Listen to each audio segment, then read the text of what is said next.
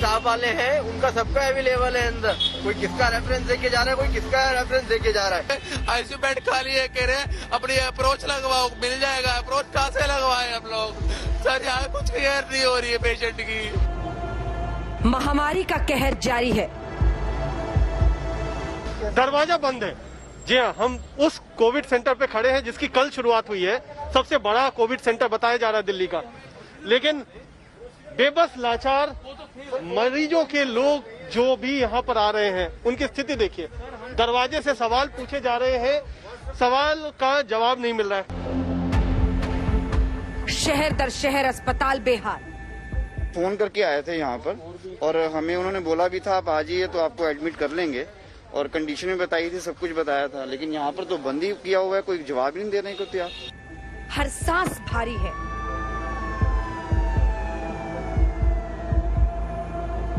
Rail के द्वारा oxygen supply आज सुबह दिल्ली, उत्तर प्रदेश और महाराष्ट्र पहुंची है, जिससे उम्मीद की कुछ किरण जागी है।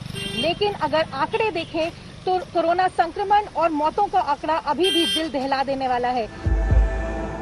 अस्पतालों के बाहर लेटे अपनी जिंदगी की जंग लड़ते इन मरीजों की ये तस्वीरें एक सवाल पूछ रही हैं। रोते बिलखते परिवार वालों की सिर्फ कराह नहीं, इसमें सवाल भी है। सवाल दिल्ली सरकार के इस फरमान से।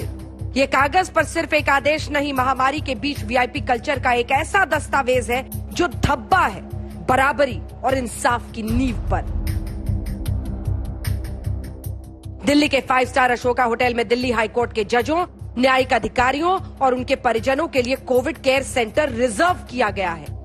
अशोका होटल के 100 कमरों को कोविड केयर सेंटर में बदला जाएगा। चाणक्यपुरी के एसडीएम ने इस बारे में नोटिस जारी किया है।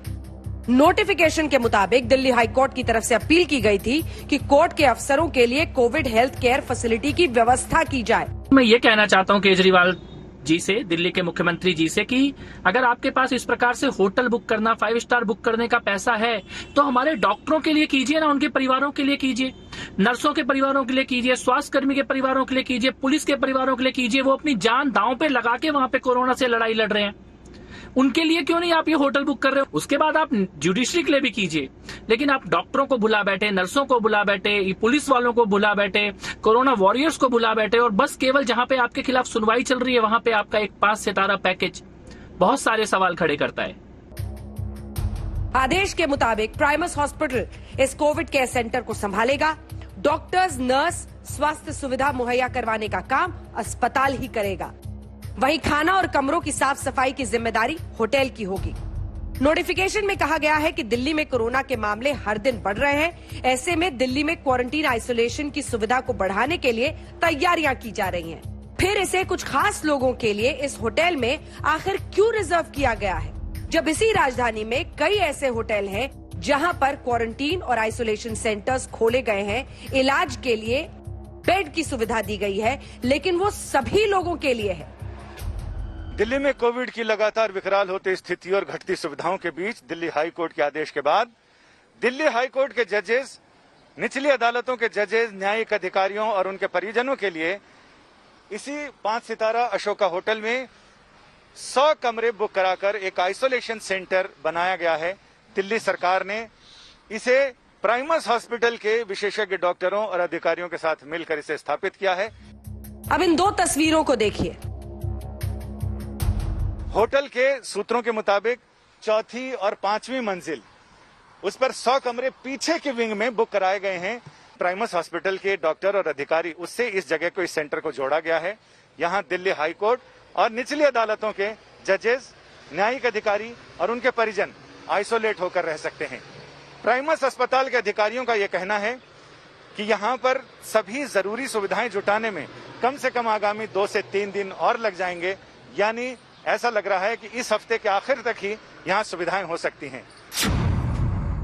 क्या भारत में वीआईपी जानों की कीमत ज्यादा है?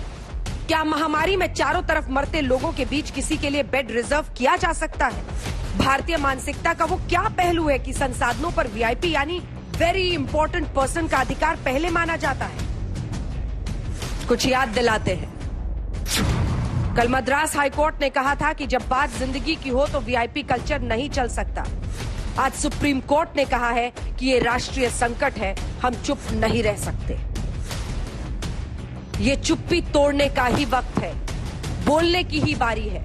महामारी में मरते लोगों के बीच ऐसे वीआईपी कल्चर पर आंखों पर पट्टी बंधी रहे, ये ठीक नहीं।